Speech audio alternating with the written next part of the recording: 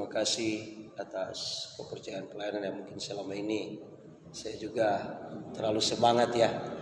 Tidak pernah ucapkan terima kasih sama Pak Gembala ya. Dan juga semua jemaat Tuhan yang selalu hadir dalam persekutuan. Ya seringkali juga ada yang biasa kita tidak hadir oleh karena ya bukan karena kita tidak ingin datang, ya mungkin ada alasan-alasan tertentu. Tapi kiranya alasan itu bisa diatasi bersama dengan Tuhan. Supaya dalam kita datang menghadap Tuhan tidak boleh ada alasan ya. Tidak boleh ada alasan di dalam kita menghadap Tuhan, saudara. Karena hidup ini hanya untuk Tuhan. Dan yang paling utama adalah untuk Tuhan. Tuhan mau terima atau Tuhan tidak mau terima, saudara, tetapi salah juga kalau kita mengatakan begitu. Kita harus berusaha supaya apa yang kita berikan kepada Tuhan, Tuhan terima semuanya.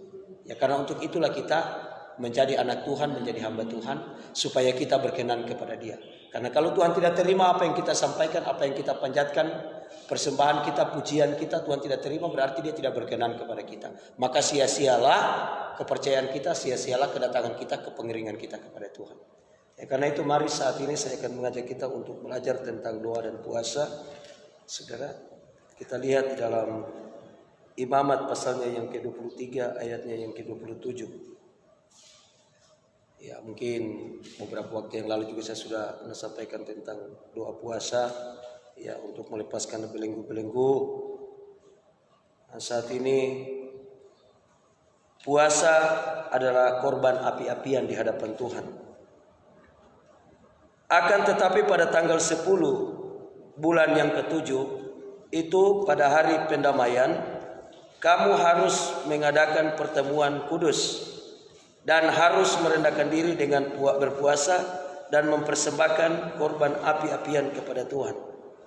Nah, saudara ingat bahwa jangan kita berkanjang kepada peringatan selama yang dijalankan setahun sekali. Kalau di zaman Taurat, di zaman Perjanjian Lama, itu doa untuk mengadakan pendamaian antara Allah dengan manusia itu satu kali dalam setahun. Tetapi satu hal yang kita tahu bahwa Yesus sudah datang untuk mendamaikan antara Allah dengan manusia. Hanya satu kali Dia masuk untuk selama-lamanya. Sehingga doa dan puasa bukan hanya satu tahun satu kali. Tetapi doa puasa itu kalau bisa kita lakukan setiap hari. Kalau bisa. Tetapi oleh karena keterbatasan kita sebagai manusia, oleh karena rasa kekhawatiran kita juga sebagai manusia. Karena apa? Kita juga manusia khawatir. Karena tidak mungkin manusia tidak khawatir. Firman Allah mau tulis, serahkanlah segala kekhawatiranmu kepada Tuhan. Berarti pertanda bahwa ada manusia, tetap manusia hidup dalam kekhawatiran. Jadi sehingga kita hanya jadwalkan setiap minggu sekali untuk organisasi. Tetapi bukan berarti bahwa di rumah kita tidak ada yang lakukan puasa di rumahnya masing-masing. Karena puasa itu penting, saudara. Kalau dalam Perjanjian Lama itu puasa itu adalah sebuah ibadah pendamaian antara Allah dengan manusia. Untuk menguatkan korban yang disampaikan oleh imam. Korban yaitu berupa domba atau kambing yang tidak bercelah dibawa untuk dikorbankan. Nah, saudara yang dikasihi Tuhan, begitu juga puasa dan mempersembahkan korban api-apian kepada Tuhan. Ketika kita harus berdamai dengan Tuhan, kita harus berpuasa dan juga mempersembahkan korban api-apian kepada Tuhan. Yang seperti apa itu korban api-apian, saudara? Sebab jangan kita salah, kita hanya datang berpuasa semata menahan rasa lapar dan haus di dalam diri kita, tanpa kita harus memberikan persembahan yang sesungguhnya di dalam doa dan puasa yang kita selalu lakukan. Kita melihat seperti persembahan yang dilakukan oleh dua bersaudara, yaitu Kain dan Habel. Saudara, mungkin kita tidak mengerti. Firman Allah hanya menulis bahwa Allah berkenan kepada persembahan Habel dan tidak berkenan kepada persembahan Kain. Apa alasannya? Padahal mereka sama-sama mempersembahkan korban di hadapan Tuhan, persembahan. Nah, di sana kita melihat dari persembahan yang mereka persembahkan kepada Tuhan. Ya. Kain mempersembahkan dari hasil pertaniannya. Tidak mungkin persembahan itu dibakar. Kemudian Habel mempersembahkan korban dari hasil peternakannya, yaitu domba, ya, kambing domba. Ya, sehingga ketika dia mempersembahkan itu, Allah mencium bau harum yang keluar dari persembahan. Kenapa? Karena korban di dalam Perjanjian Lama itu selalu dibakar. Kenapa harus selalu dibakar, saudara? Karena memang supaya korban itu naik berbau harum di hadapan Allah, itu memang harus dibakar. Apa yang membakarnya, saudara? Yaitu roh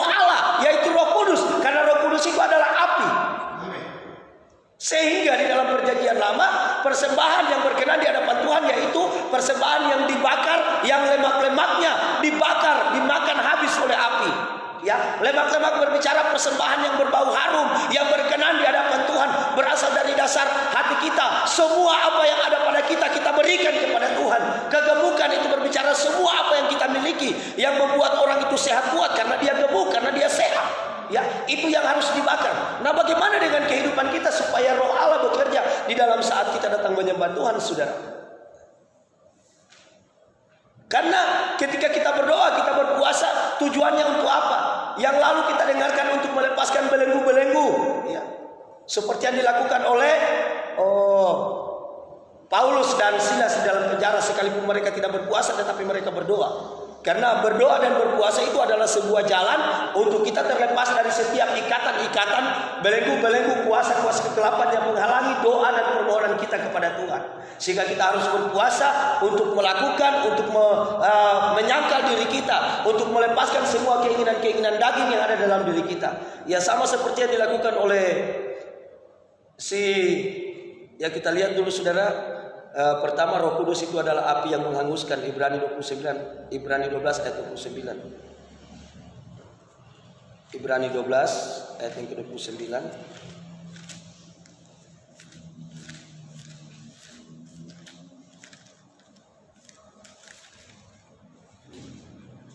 Firman Allah berkata seperti ini. Sebab Allah itu adalah api yang menghanguskan. Allah itu adalah api yang menghanguskan. Jadi kalau dia ciptakan neraka itu karena kehendaknya. Kenapa? Karena Allah itu adalah api, dia bisa menciptakan api. Kita tidak usah pusing, kita tidak usah pikirkan.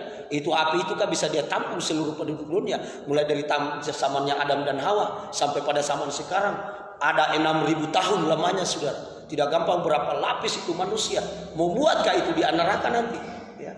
Nah, itu adalah cara kita untuk mengukur. Kita tidak boleh mengukur itu Tuhan, saudara. Ya, kemahakuasaannya seperti apa. Adapun seperti yang kita katakan yang lalu, kalau kita mau ukur-ukur itu dengan ukuran manusia, itu ukurannya sorga, ukurannya yang ditulis di dalam Wahyu 21, 12 stadia kali 12 stadia, seakan-akan bahwa penduduk Indonesia saja tidak mau masuk di dalam. Ya. Nah, itu berarti kita mau ukur itu kemahakuasaan Allah. Karena apa? Kita munafik. Kita mengatakan Allah Maha Kuasa, maka tidak. Pokoknya satu hal yang kita harus percaya, bahwa Allah di rumah Bapa banyak tempat tinggal, ya. Saudara, di rumah Bapa tempat. Jadi Allah itu adalah api yang menghanguskan. Kenapa sampai dia menjadi api yang menghanguskan? Kita lihat dulu, saudara, bagaimana ketika roh Allah bekerja kepada seorang yang memiliki roh Allah. Adalah mahkota laki-laki, ya bukan berarti kita laki-laki sekarang ini harus kasih panjang rambut kita. Tetapi di rambut itu, kenapa sampai di rambut saudara adalah mahkota? Karena rambut itu tempat menumpangkan tangan, ya, tempat menumpangkan tangan di kepala kita. Jadi ketika rambut itu dicukur, sama seperti hamba-hamba Tuhan Simpson dan juga Yohanes, mereka tidak pernah dicukur. Bukan berbicara tidak digunting rambut mereka, tidak. Tetapi maksudnya itu penutup kepala mereka tidak dikeluarkan, ya, karena di situ ada pengurapan Allah, ada pengurapan roh Allah. Ya, kita lihat dulu bagaimana Simpson dia harus bisa menghadapi dalam Hakim-Hakim 15 ayat yang ke-14. Hakim-Hakim 15 ayat yang ke-14.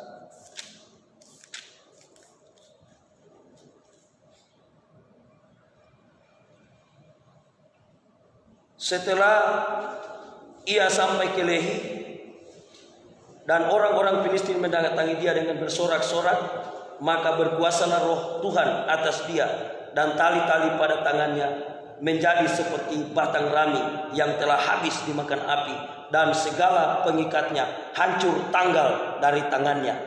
Nah, saudara, inilah yang akan terjadi dalam kehidupan kita ketika kita datang berpuasa dengan benar di hadapan Tuhan. Kalau kita jadikan di dalam diri kita ini sebuah persembahan yang berbau harum, persembahan korban api-apian, di dalam diri kita bekerja, roh Allah itu bekerja sebagai api. Ketika kita terbelenggu, ketika kita terikat dengan roh-roh jahat, kita terikat dengan keinginan-keinginan duniawi, itu tujuannya kita datang berpuasa, saudara. Itu tujuannya kita berdoa di tempat ini, untuk kita bisa terlepas dari setiap ikatan-ikatan yang dibuat oleh iblis, oleh tipu muslihat iblis. Kita terikat seperti ini. Ya, aduh, saya belum bisa mau datang turun doa puasa. Kenapa saya harus pergi ke sini? Ada ya sangat penting, tidak boleh saya tinggalkan. Bagaimana saudara yang kita selalu berkata cari dahulu kerajaan Allah dan kebenarannya. Kita tidak percaya akan janji itu ketika kita menyepelekan di dalam hal datang ibadah. Apalagi di dalam hal datang ibadah puasa. Karena saudaraku di dalam doa dan puasa itu sangat penting ya. Sangat penting karena dikatakan firman Allah dalam Matius 17 yang ke-21. Jenis ini tidak bisa kamu usir selain doa dan puasa. Apa itu yang tidak bisa kita usir saudara? Yaitu gunung-gunung, kesombongan, keangkuhan, kekepongan. Ya kekepohan ya. Baru tadi pagi itu saya baca itu keponga ya seumur hidup saya. Mungkin saya sudah pernah baca saudara, karena memang Alkitab itu saya sudah baca. Ya mungkin saya sudah pernah baca tetapi tidak di situ perhatian saya. Saya jarang dengar. Nanti di GBI Mawar Sarun ini yang selalu saya dengar itu keponga. Ya sampai sempat saya tanya lalu sama gembala, apa itu keponga? Ya, karena dia selalu singgung di dalam doa. Saya betul-betul tidak mengerti ya, begitu maklum lah orang tidak sekolah. Jadi tidak tahu itu apa itu keponga. Ternyata tadi malam, tadi pagi kami baca itu keponga. Ya, ternyata sejenis dengan kesombongan, angku. Ya. Jadi saudara itu yang harus kita lepaskan ketika kita datang berdoa dan berpuasa. Ya seperti tadi saya pikir bahwa itu secara manusia saya pikir, waduh tidak mau jadi ini doa dan puasa ini. Kenapa? Karena sudah mulai begini. Tetapi saya tetap kekuatan bahwa Roh Allah tidak mungkin tidak menjadikan sesuatu itu jadi indah, ya dan teratur sopan. Itu pasti terjadi. Ya sekalipun saudara kekasih Tuhan seperti saya, ya kita akan temukan nanti. Sekalipun bagaimanapun cobaan dan tantangan datang dalam kehidupan saya, memang saya sudah menguasai diri. Ya berusaha untuk menguasai diri, dikuasai penuh oleh Roh Allah. Karena apa? Saya ingin memberikan persembahan yang terbaik kepada Tuhan, yaitu korban bau-bauan, korban api-apian di hadapan Allah yang begitu mengharumkan nama Tuhan sehingga dia berkenan kepada persembahan Abel. Kenapa? Karena yang dia persembahkan yaitu domba. Ya, ketika dia dibakar, dia punya lemak itu naik di hadapan hadirat Tuhan. Ya. Lemaknya, asapnya saja, baru asapnya saja naik kepada Tuhan. Ya. Dikatakan asapnya naik ke langit, berarti Kain asapnya tidak naik ke langit. Kenapa? Karena tidak mungkin saudara. Kita lihat itu rumput, ya, atau sama saja dengan yang dipersembahkan oleh Kain. Karena pasti buah-buahan, daun-daunan, hasil pertanian lah. Coba kita bakar sesuatu, saudara. Kalau daun kering kita bakar, hampir tidak kelihatan asapnya. Tapi coba saudara tutup dengan daun yang mentah. Lihat itu daunnya mentah, asapnya banyak. Tapi cuma asap doang, bikin sakit sini ya. Tidak menyala apinya, cuma asapnya. Nah itu, seperti ibarat itu. Tetapi ketika lemak saudara bakar, ketika lemak yang saudara taruh di atas api yang sudah padam, yang sudah mau padam, ketika dijatuhi lemak itu, dia menjadi menyala saudara. Itu sebabnya kenapa sampai domba atau hewan selalu dijadikan binatang korban. Karena memang itu tujuannya. Persembahan yang sesungguhnya yaitu diri kita ini yang kita persembahkan kepada Tuhan. Jangan salah seperti raja-raja yang ada di Israel. Mereka mempersembahkan, mereka bakar betul-betul itu anak mereka untuk dipersembahkan kepada Molok, dipersembahkan kepada Baal. Mereka bakar saudara. Tetapi yang sesungguhnya yang harus dibakar itu adalah persembahan hati kita yang sungguh di hadapan Tuhan, yaitu yang ditulis di dalam Roma pasal 12 ayat 1. Persembahkanlah tubuhmu sebagai persembahan yang hidup, yang kudus dan berkenan di hadapan Allah. Memang kita harus dibakar, tetapi bukan dibakar secara fisik, tetapi dibakar oleh roh. Karena Roh Allah itu adalah api yang menghanguskan. Apa yang dia menghanguskan ketika kita dibakar, yaitu pikiran-pikiran yang tidak benar, pikiran-pikiran yang jahat, penyimpangan-penyimpangan yang terjadi di dalam pengajaran, di dalam pengiringan kita kepada Tuhan. Itu yang harus dibakar, seperti yang dilakukan oleh dua tokoh Alkitab, yaitu yang pertama dia adalah Daud, dan yang kedua dia adalah Ayub. Kita lihat dulu bagaimana api yang menghanguskan yang terjadi kepada Daud. Setelah itu nanti yang kepada Ayub. Karena itu kita buka di dalam Mazmur pasalnya yang ke-69. Ya saudara harus baca satu perikop. Ya, saudara baca di rumah sebentar, jangan baca dulu di sini karena kesempatan saya menyampaikan firman Allah. Saudara baca sebentar satu perikop di rumah dalam pasalnya yang ke-69 ini, Mazmur 69. Saya hanya akan baca ayat yang ke-8 sampai ayat yang ke-11. Kita juga bisa lihat sebentar ayat yang ke-4. Sebab oleh karena engkau aku menanggung celah. Ya. Aku menanggung celah. Ya seperti saya minta maaf Pak Gembala, selama saya berada di sini, ya kalau saya mau anggap itu bahwa semua yang dianukan sama saya itu saya anggap sebagai suatu celah, maka saya akan gagal. Ya, saya pasti akan gagal. Tetapi kalau itu saya anggap sebuah ajaran, maka saya pasti akan berhasil. Kenapa, saudaraku? Karena kita harus hidup demikian.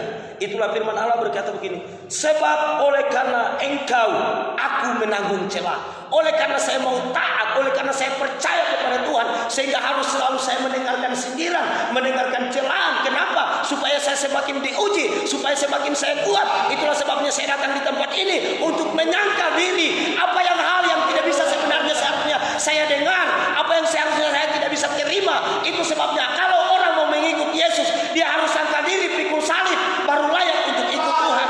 Sekalipun sebenarnya berat hati saya mau terima, tetapi oleh karena saya percaya bahwa tidak mungkin rencana Tuhan akan gagal, tidak mungkin apa yang keluar dari mulutnya akan kembali dengan sia-sia kepadanya, maka saudara, ini seperti Raja Daud, ya, sehingga dia berhasil bertahan untuk melalui segala proses yang terjadi. Kita baca itu doa dalam kesesakan. Berarti kalau Daud berdoa dalam kesesakan, dia juga pernah mengalami masa sengsara, dia pernah mengalami masa ya di dalam kekelaman, dia pernah mengalami masa di dalam pencobaan yang luar biasa. Tetapi ini saudara, kita baca terus ayatnya yang ke-8 ini. Noda meliputi mukaku, ya, noda meliputi muka, ya, tetapi belum menyentuh dia, ya. Sudah di depan mata itu, ya, noda akan meliputi mukanya, maksudnya bisa-bisa akan membuat dia jatuh, bisa-bisa membuat dia akan terperangkap dalam jerat yang dipasang oleh iblis itu, ya. Kemudian ayat yang ke-9, aku telah menjadi orang luar bagi saudara-saudaraku. Nah, oleh karena kita mau datang kepada Tuhan, saudara, seringkali kita diolok, kita diejek, kita seanggap-anggap tidak dianggap lagi sebagai saudara, sebagai keluarga oleh orang-orang lain. Kita dianggap lagi, kita sombong lah, kita keponga lah, kita apalah. Saya sudah mulai hobi-hobi bilang ini keponga, saudara, karena saya sudah baca tadi pagi. Haleluya. Orang asing bagi anak-anak ibuku. Kenapa? Karena kita datang merendahkan diri di hadapan Tuhan. Kemudian, sebab cinta untuk rumahmu menghanguskan aku. Apa yang dihanguskan, saudara? Itulah yang dikatakan tadi, kita punya kesombongan, kita punya keangkuhan, kita punya rasa minder, dihanguskan ketika kita memiliki rasa cinta datang kepada Tuhan. Apapun yang mau disampaikan kepada saya, apa itu berupa celaan atau sindiran, oleh karena saya cinta kepada datang ke rumah Tuhan, saya punya rasa cinta lebih besar daripada segala apa yang terjadi di dalam diri kita, di dalam diri saya, sehingga apapun nanti saya hadapi di dalam gereja, mungkin saya disuruh berdoa tetapi saya tidak tahu berdoa, akhirnya saya bodoh-bodoh seperti berdoa apa, ya, saya mungkin sudah ulang-ulang, ya, berdoa yang ulang-ulang juga, ya. Itu saudara, kenapa? Yang paling utama kita cinta kepada rumah Tuhan, kita cinta kepada persekutuan, kita cinta datang menghadap Tuhan. Maka semua apa yang ada di dalam diri kita, ketika ada cinta di dalam diri kita, itu akan dihanguskan. Sebab Allah adalah roh yang menghanguskan. Dia pasti akan menghanguskan semua pikiran-pikiran yang tidak benar, pikiran-pikiran jahat yang ada di dalam hatimu. Nah, saudara, kemudian, dan kata-kata yang mencela, kata-kata yang mencela engkau telah menimpa aku. Kenapa sampai kata-kata yang mencela engkau telah menimpa aku? Ya, kita lihat saudara peristiwa Yesus. Dikatakanlah, masa orang lain kau selamatkan, engkau tidak. Haleluya. Begini-begini, ada banyak celaan yang disampaikan kepada Tuhan. Nah, tetapi itu sekarang menimpa kepada kita. Kalau kita baca terus saudara ini tentang Mazmur pasal 69 ini, itu berbicara tentang Yesus nanti pada ayat-ayat yang terakhir. Bahwa di sana dia yang menanggung dosa segala, ya. Di dalam bisa kita lihat di dalam ayat yang ke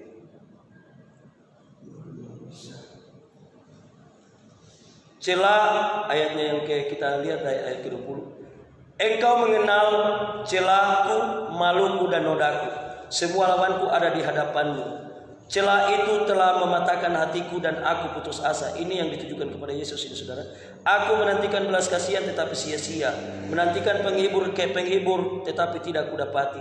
Bahkan mereka, ya ayat yang ke-22 ini jelas menunjukkan kepada Yesus. Bahkan mereka memberi aku makan racun, dan pada waktu aku haus mereka memberi aku minum anggur asam. Amin saudara. Ini berbicara kepada Yesus. Jadi celaan yang telah terjadi kepada Yesus itu kalau terjadi kepada kita saudara, itu wajar. Kita harus siap untuk mengalaminya. Itulah sebabnya kita datang selalu untuk menyangkal diri pikul salib Yesus. Karena sama seperti Yesus, dia minta makan diberikan racun maut, dia minta minum diberikan anggur yang asam. Ya, sukacita yang hambar, sukacita yang semu. Itu anggur asam, berbicara anggur asam adalah sukacita yang tidak ada, tidak nyata. Ya, sukacita yang hambar, yang munafik. Itu yang diberikan ketika dia mengatakan aku haus. Kemudian para prajurit yang ada di sekitar penyaliban Yesus, mereka mencelup sebuah kepada anggur asam dan mau diminumkan kepada Yesus. Nah, itu terarah kepada Yesus. Jadi kita baca selanjutnya dalam pembacaan kita tadi saudara, ayat yang ke-10, ayat yang ke-11 lagi. Aku meremukan diriku dengan berpuasa. Kita datang di tempat ini betul-betul kita memasrahkan seluruh diri kita kepada Tuhan, dan tetapi itu pun menjadi celah bagiku. Sekalipun ketika kita sudah datang berdoa dan berpuasa datang di tempat ini, apapun yang kita lakukan, ingat saudara, tidak semua celaan itu salah. Celaan itu bisa benar. Karena kenapa? Mengapa sampai Tuhan mengatakan kepada Nebukadnezar sebagai hambanya, padahal dia adalah penjahat berkelas berat, karena sesuai dengan rencananya, keinginan Tuhan untuk memulihkan bangsa Yehuda dan suku-suku yang ada pada waktu itu, yaitu Yehuda dan Benyamin, ya. Untuk memulihkan itu. Ya, demikian juga di dalam kita beribadah. Seringkali firman Allah datang untuk mencela kita. Kenapa? Kita lihat di dalam Wahyu pasal yang kedua tentang orang yang ada di Efesus. Aku mencela engkau karena engkau telah kehilangan kasih yang semula. Sebenarnya perbuatan kita sendiri inilah yang mencela diri kita. Tetapi Tuhan pakai orang lain. Apakah itu dia gembala atau hamba Tuhan dari luar atau anak-anak kita atau siapa, untuk mencela kita, supaya apa yang menjadi celaan kita itu akan membuat kita semakin bangkit saudaraku. Sama seperti Daud, dia berdoa di dalam kesesakan, bagaimana dia menuju kepada Yesus. Berarti bahwa sebenarnya ini cerita ini karena Yesus telah ada sejak sebelum dunia dijadikan, bahkan dia menjadikan dunia, sehingga pada zaman Daud itu ada jauh sesudah Yesus ada. Karena apa? Yesus memang ada, dan dia adalah Allah, dia adalah yang maha kuasa yang menjadikan Daud, yang telah membentuk itu Daud, sehingga dia berkata kepada Yesus bahwa dia sudah menubuatkan Yesus yang memang sebenarnya sudah ada. Saat ini dia menceritakan bagaimana penderitaan yang dialami telah dialami oleh Yesus itu sendiri, sekalipun dia masih hanya melihat ke depan yang akan terjadi setelah mungkin 2000 tahun setelah dia, atau 1500 lebih kah, atau 1000 tahun. Ya, saya tidak tahu selisih jarak antara Daud dan Yesus. Dia menceritakan sebuah masa depan, padahal sebenarnya sudah terjadi pada masa dia dan masa-masa sebelumnya. Nah, ini kenapa? Karena Yesus itu ada di masa depan, tetapi juga dia ada di masa sekarang, dia juga ada di masa lalu. Karena dia adalah abadi, karena dia adalah Tuhan kita, dia adalah yang maha kuasa. Ini saudaraku, sekalipun kita sudah datang meremukan hati kita dengan berpuasa, tetapi itu pun masih menjadi celah di hadapan Allah. Tetap menjadi celah bagi kita. Karena itu mari, ayat yang keempat saya katakan tadi, ini adalah sebuah pernyataan Daud. Lesu aku karena berseru-seru, ya. Lesu aku, lemah aku karena aku berseru-seru. Kenapa? Karena ini selalu ada celahan, ada cemoohan, ada sentiran datang kepada dia. Kerongkonganku kering, mukaku, mataku nyeri karena mengharapkan Allah. Ya, itulah sebabnya saudara, saya biasa dengan cahaya lampu yang seperti ini, yang seperti hanya menyilaukan saya. Kalau kami kan biasa pakai lampu instan, ya, di sana saudara. Ya, jadi tidak terbiasa dengan lampu LED seperti ini. Maka biasa saya kalau membaca malam seperti kabur saya lihat, ya. Tetapi saya terhibur juga saya baca ini, mataku nyeri karena mengharapkan Allah. Ya. Kenapa? Karena selalu membaca Alkitab. Terus terang saudara, saya akui di hadapan Tuhan bahwa selama hidup saya Saya tidak sampaikan mungkin saya berkhotbah terus menerus, tetapi selama hidup nanti saya ada di sini dengan adanya lockdown ini, setiap hari saya selalu membaca firman Allah. Setiap hari saya selalu membaca firman Allah. Setiap saat saya selalu membaca firman Allah. Ya. Saudara, saya menjadi sering membaca firman Allah setiap hari. Ya. Sekalipun tidak satu hari penuh, tetapi pasti firman Allah tidak pernah tidak terbaca. Beda yang kita baca bersama dalam persekutuan. Maksudnya yang saya baca sendiri, saya sendiri. Sehingga semakin membaca, pengetahuan akan semakin bertambah, saudara. Coba saudara praktekkan di rumah. Ya, tidak usah mungkin saudara ya terlalu berat-berat membawa HP membawa Alkitab. Di HP ada aplikasi Alkitab, saudara. Seringkalilah kita baca, seringkali kita baca Alkitab. Ya. Apalagi di HP semuanya lengkap, termasuk konkordansnya juga lengkap, jelas di sana. Nah, ini tentang Daud. Kita melihat lagi tentang Ayub, saudara. Ayub dari satu perikop ini. Di sana pengakuan Ayub bahwa dia tidak bersalah. Ya. Pengakuan Ayub bahwa dia tidak bersalah. Dalam Ayub pasal 31 ayat 1 sampai ayatnya yang ke-40, supaya saudara yang biasa mencatat, saudara catat sampai di rumah, nanti saudara baca kembali. Karena kita hanya akan baca mungkin 2-3 ayat. Tapi ayat dasar di sana yaitu ayat yang ke-12. Sesungguhnya itulah api yang memakan habis dan menghanguskan seluruh hasilku. Kenapa saudara? Kita melihat masa pencobaan Ayub ketika iblis berkata kepada Tuhan bahwa engkau Ayub tetap setia dan soleh di hadapanmu karena segala apa yang telah engkau berikan kepadanya. Tetapi apa Tuhan bilang? Silakan engkau lakukan apa yang kau pandang baik, asal nyawanya jangan engkau apa-apakan. Kemudian saudara, iblis turun ke dunia. Itu dia membinasakan anak-anaknya, dia membinasakan hartanya, dia membinasakan segala-galanya. Bahkan Ayub sendiri pun harus mengalami borok-borok, ya, harus mengalami penyakit yang sangat mengerikan, sampai istrinya harus mencela dia.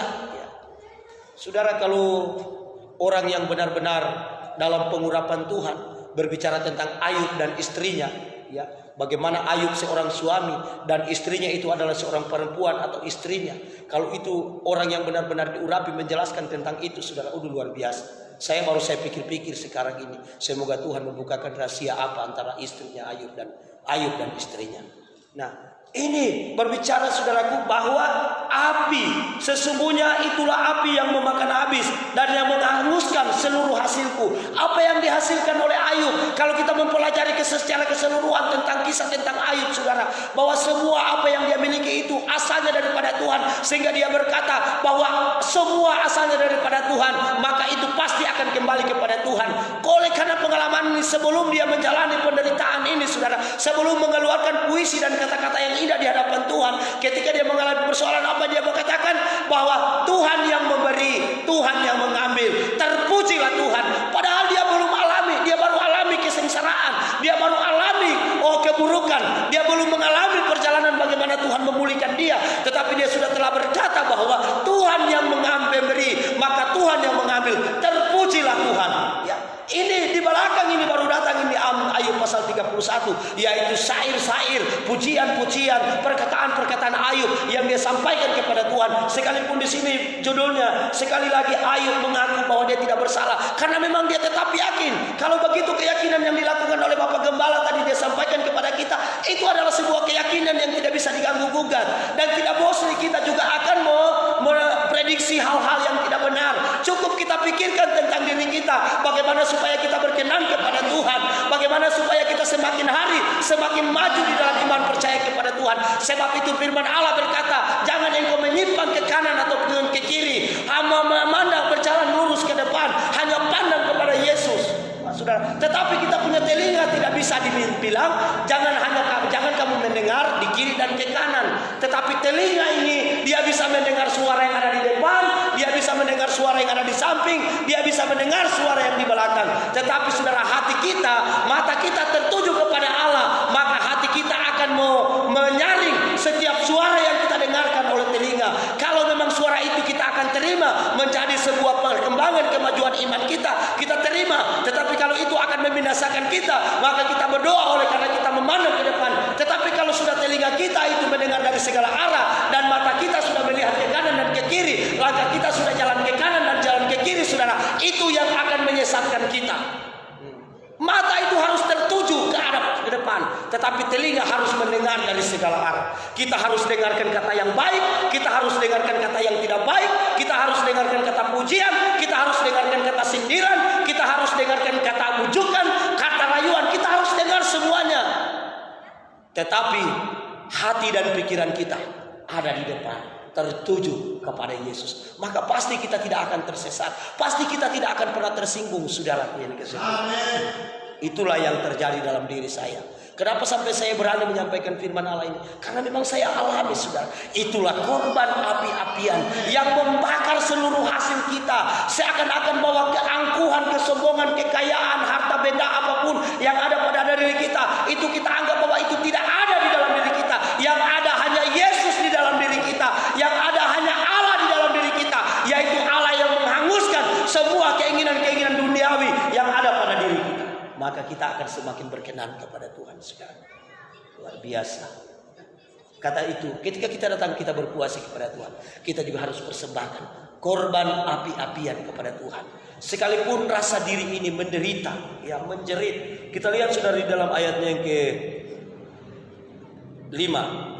Jikalau aku bergaul dengan dusta, atau ini yang saudara yang dibakar oleh Tuhan dalam penjelasan ayat 12. Dan semua satu perikop nanti saudara baca. Jikalau aku bergaul dengan dusta, atau kakiku cepat melangkah ke tipu daya, biarlah aku ditimbang di atas neraca yang teliti, ya. Maka Allah akan mengetahui bahwa aku tidak bersalah. Itu yang dibakar oleh Tuhan, yaitu tentang bergaul dengan dusta dan kaki melangkah kepada tipu daya, salah satunya. Yang kemudian ayat yang ke-7, jikalau langkahku menyimpang dari jalan, ya, menyimpang dari jalan, dan hatiku menuruti pertimbangan mataku. Nah, ini yang saya katakan, ini saya baru baca, saudara. Saya sudah jelaskan tadi duluan. Oh, luar biasa. Saya belum baca ini karena saya biasa cuma ambil ayat-ayat pokok saja, ya. Ini saya baru baca ini tentang mata. Nah, ini ternyata saya sudah jelaskan, baru saya baca tulisannya, ya. Saya baca ulang ayat 7. Jikalau langkahku menyimpang dari jalan, dan hatiku menuruti pandangan mataku, dan noda melekat pada tanganku, maka biarlah apa yang kutabur dimakan orang lain, dan biarlah tercabut apa yang tumbuh bagiku. Jikalau hatiku tertarik kepada perempuan, dan aku menghadang di pintu sesamaku, maka biarlah istriku menggiling bagi orang lain, dan biarlah orang-orang lain meniduri dia, karena hal itu adalah perbuatan manusia, mesum, bahkan kejahatan yang patut dihukum oleh hakim. Nah, itu saudaraku, sampai pernyataan Ayub dia menguatkan bahwa Allah adalah api yang sesungguhnya itulah yang api yang memakan habis dan yang menghanguskan seluruh hasilku. Hasilnya apa, saudaraku? Yang Tuhan yang dihasilkan oleh manusia, yaitu perbuatan mesum. Kenapa? Oleh karena mata salah melihat, hati salah menanggapi, dan saudaraku yang Tuhan, oleh karena kita menyimpang dari setiap jalan yang telah ditentukan oleh Tuhan. Nah, itulah ketika kita datang berdoa dan berpuasa di hadapan Tuhan, itu yang kita minta supaya itu dimakan habis oleh Tuhan. Kita bakar di dalam korban yang menyala-nyala. Karena apa? Allah yang adalah roh, dia adalah roh yang menghanguskan, dia adalah api yang menghanguskan, saudaraku, yang tidak bisa dihanguskan, yang seperti yang dilihat oleh Musa, ya. Tetapi ada juga, saudara, firman Tuhan ditulis di dalam api itu roh itu adalah kemuliaan Allah. Kita lihat di dalam Keluaran pasal 24 ayat yang ke-13 sampai ayat yang ke-17. Keluaran pasal 24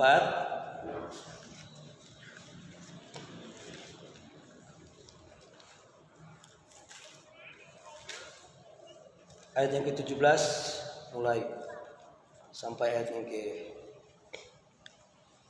ke-13 sampai ayat yang ke-17. Lalu bangunlah Musa dan Yosua abdinya, maka naiklah Musa ke gunung Allah itu. Tetapi kepada para tua-tua itu ia berkata, tinggallah di sini menunggu kami sampai kami kembali lagi kepadamu. Bukankah Harun dan Hur ada bersama-sama dengan kamu? Siapa yang ada perkaranya datanglah kepada mereka. Maka Musa mendaki gunung itu dan awan itu menutupinya. Kemuliaan Tuhan diam di atas gunung Sinai dan awan itu menutupinya 6 hari lamanya. Pada hari yang ketujuh dipanggilnyalah Musa dari tengah-tengah awan itu.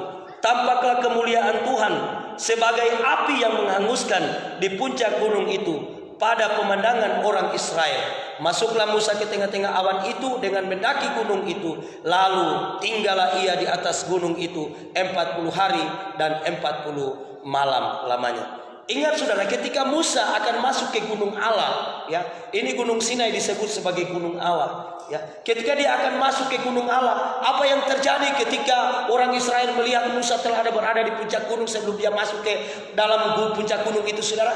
Ada Tuhan yang ayatnya yang ke-17, tampaklah kemuliaan Tuhan sebagai api yang menghanguskan di puncak gunung itu. Mengapa? Ketika Musa mau masuk, saudaraku, apa kemuliaan Tuhan di situ yang nyata? Musa dipermuliakan dulu sebelum dia masuk ke dalam gunung Allah, sebelum dia masuk dalam kemuliaan Allah. Demikian juga di dalam diri kita, saudaraku, kita tidak akan bisa mencapai hadirat Allah kalau semua kita punya kenajisan, kalau semua kita punya kekurangan dan kelemahan. Kita selalu mengatakan, ku masuk ke hadirat-Mu ya Tuhan, tanpa kita melihat diri kita ini apakah kita sudah layak untuk masuk di hadirat Allah. Sehingga seringkali kita menyembah Tuhan di dalam hadiratnya selalu kosong di dalam pujian dan penyembahan kita. Kenapa? Karena sebelum kita mau masuk dalam kemuliaan Tuhan, kita tidak memberi dulu diri kita. Kita harus tidak menyangkal diri kita, membuat hasil yang kita dapati di dunia. Oleh karena kita menyimpang ke kanan dan ke kiri, itu dihanguskan oleh kemuliaan Allah yang akan kita segera masuki. Bagaimana? Karena kita tidak memberi untuk membakar setiap apa yang kita miliki itu sebagai korban di hadapan Tuhan.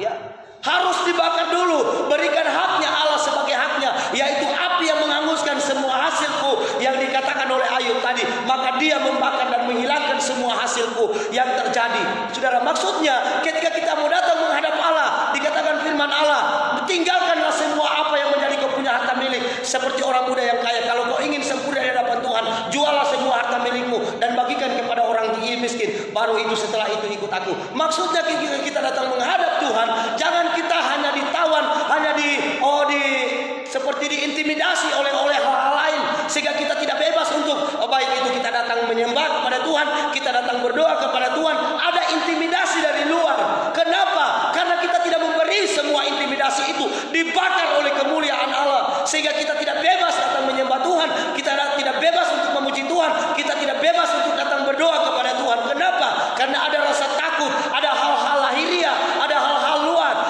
rasa kecewa, rasa apa yang ada di dalam diri kita, itu harus dibakar sampai hangus, habis oleh kemuliaan Allah. Maka kita bisa masuk menghadap hadirat Allah dengan leluasa, dengan senantiasa kita akan menerima jamahan daripada Tuhan, saudara. Selama kemuliaan Allah itu belum menjadi milik kita, kita masih ada di luar. Sekalipun kita bersama-sama dalam persekutuan, kita tidak akan mengalami itu hadirat Allah. Kenapa? Karena kita tidak memberikan semua keegoisan kita. Kita punya pikiran hati, kekerasan hati kita itu untuk dibakar di luar kemuliaan Allah, sehingga kita memiliki kebebasan hati, hati yang tidak punya tuduhan-tuduhan, hati nurani. Kita masuk menghadap hadirat Allah dengan hati yang penuh sukacita, dengan hati yang penuh dengan kekudusan, hati yang tidak ada tuduhan, hati yang benar di hadapan Tuhan. Maka itu baru kita berani berkata, ku masuk dalam hadirat-Mu, mempersembahkan korban pujian. Maka di dalam itu kita mempersembahkan korban puji-pujian di hadapan Tuhan. Di luar itu kita masih mempersembahkan, saudaraku, yaitu keinginan daging kita. Kita persembahkan untuk dibakar. Ya. Setelah di dalam baru kita mempersembahkan yang sesungguhnya di dalam hadirat Allah, yaitu korban-korban pujian yang menyenangkan, yang naik di hadapan hadirat Allah, yang memberikan kemuliaan bagi namanya. Kita harus ada di dalam kemuliaan, sehingga tidak pernah saya berhenti berkata, saudara, jadikanlah kehendak-Mu di bumi seperti di surga. Ya, itu kita harus jadikan suasana dunia, suasana tempat kita ini ada, harus menjadi suasana surga. Ya, maka ketika suasana surga terjadi, kita hilangkan semua hasil-hasil kita yang ada di luar, pikiran-pikiran yang kita yang tidak baik, saling mempersalahkan satu dengan yang lain, saudara. Oh, itu Tidak, biar bagaimana kita susah untuk menerima hadirat Allah. Tetapi kalau itu terjadi, saudara, kita jadikan kehendak Allah di bumi seperti yang ada di surga. Maka kita akan melihat Dia bekerja oleh kemuliaannya, dan kita akan dipenuhi oleh hadiratnya, dipenuhi oleh kuasanya. Maka api Kristus yang adalah api yang menyalakan semangat kita, supaya hendaklah roh kita menyala-nyala dan layanilah Tuhan. Karena ada dua api Allah, api yang menghanguskan dan api yang membakar tapi tidak menghanguskan, yang terjadi di gunung Allah pada pertemuan Musa dengan Allah di padang gurun, ketika dia melihat semak duri itu menyala tapi tidak pernah hangus, saudara. Karena ingat, api Allah ada dua, yaitu api yang menghanguskan dan api yang membakar. Api yang menghanguskan, dia membinasakan semua keinginan daging kita. Tetapi api yang membakar memberikan semangat di dalam diri dan daging kita untuk menyembah dengan diri kepada Dia dengan hati yang berkenan di hadapan Tuhan. Nah, itu ingat, saudara, yaitu jangan biarlah rohmu terus menyala-nyala untuk melayani Tuhan. Roh itu yang menyala-nyala, yang ditunjukkan kepada Musa pada waktu Allah menunjukkan kemuliaannya di padang gurun, ketika dalam persiapan di dalam Kejadian pasal 3 ada di semak duri. Itulah api yang perlu kita terima saat ini, karena api yang menghanguskan itu sudah terjadi di luar kemuliaan Allah, yaitu ketika kita memiliki hati dan pikiran untuk masuk dalam hadirat Allah. Saat itu kita semua persembahkan apa yang harus dibakar oleh Allah dihanguskan, maka kita masuk dalam kemuliaannya. Kita menerima roh yang membakar, bukan lagi roh yang menghanguskan, tapi roh yang membakar, membangkitkan semangat kita untuk memuliakan nama Tuhan. Maka Dia akan berkenan hadir untuk menjawab semua pergumulan-pergumulan kita. Dia akan berkenan sama seperti Habel, sekalipun tinggal darahnya, berseru kepada nama Tuhan, diperhitungkan oleh Tuhan. Haleluya. Tuhan Yesus memberkati kita semua. Haleluya.